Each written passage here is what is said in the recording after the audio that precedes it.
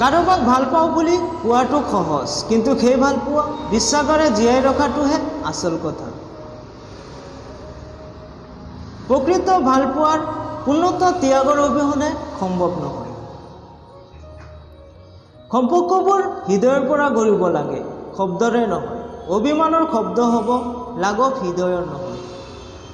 তাক যাব নিদিবা যি তোমাৰ হাজাৰ অৱহেলাৰ পাছতো তোমাকেই ভাল পাই থাকে।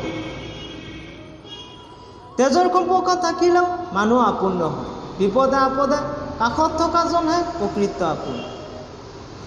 জীৱনটো ৰঙীন, মই উপভোগ কৰিব নাজানো। সকলোতে নিচা আছে, মই অনুভৱ কৰিব নাজানো। মোৰ অবিহনে সকলোৱে থাকিব পাৰে, একমাত্ৰ ময়েই তোমাৰ অবিহনে থাকিব নোৱাৰো। মনৰ বজাৰত ধনৰ মূল্য জোখা নহয়, প্ৰেম হৈ গ'লে ৰূপৰ মূল্যও জোখা নহয়। মাথো এজনকে কপি দিয়া জীৱনৰ সমস্ত, কিয়নো পচন্দ হোৱা কোনো বস্তুৰ মূল্য জোখা নহয়। যেতিয়া তুমি পৃথিৱীৰ সকলো বস্তুৱে ধুনীয়া দেখিবা, জানিবা তুমি প্ৰেমত পৰিছা। জীৱনত যদি এখন দৰজা বন্ধ হৈ যায়, তেনেহ'লে নিশ্চিত জানিবা তোমাৰ কাৰণে আৰু বহুকেইটা দৰজা খুলি যাব। নিজক সলনি কৰাৰ প্ৰথম পদক্ষেপ হৈছে তোমাৰ সমস্ত ভুলবোৰ বিষয়ে জানি লোৱা।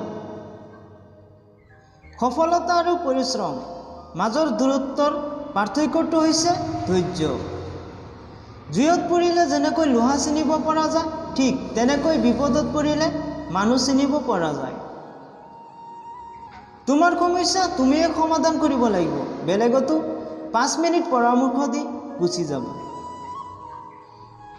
তুমি কাৰ চকুত কেনেকুৱা সেইটো ডাঙৰ বিষয় নহয়, তুমি ভগৱানৰ চকুত সুন্দৰ আছা বুলিয়ে জীৱন সলনি কৰিব পাৰিছা। ইয়াতকৈ ডাঙৰ আৰু কি লাগে?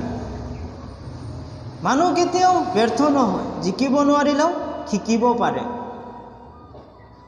ছোৱালীয়ে সকলো সময়ত সত্য কথা শুনি ভাল পায় ঠিকেই, কিন্তু বিশ্বাস কৰে মিথ্যাবাদী। জীৱনত বেছি সৎ হ'বলৈ নাযাবা, মনত ৰাখিবা জংঘলৰ চিধা গছটো সকলোতকৈ আগত কটা পৰে, তেনেকৈয়ে বেছি সৎ মানুহবোৰেই আগতেই বিপদত পৰে।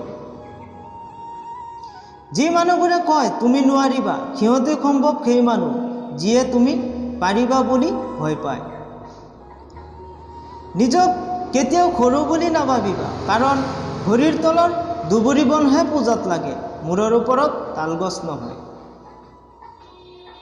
ওপৰত উঠিবলৈ গ'লে আগতে নিজক পাতল কৰা, নিজৰ ভিতৰত থকা সকলো অহংকাৰ টানি বাহিৰত উলিয়াই দিয়া। য'ত তোমাৰ মূল্য নাই তাৰ পৰা আঁতৰি অহাটোৱে বুদ্ধিমানৰ কাম। ধন্যবাদ বন্ধুসকল, আজিলৈ ইমানেই। লগ পাম পৰৱৰ্তী ভিডিঅ'লৈ। যদি ভিডিঅ'টো ভাল লাগে লাইক কৰিব, কমেণ্ট কৰিব, শ্বেয়াৰ কৰিব আৰু এনেকুৱা ভিডিঅ'বোৰ নিয়মীয়াকৈ পাবলৈ চেনেলটো ছাবস্ক্ৰাইব কৰি ল'ব। জয় আই অসম। ধন্যবাদ।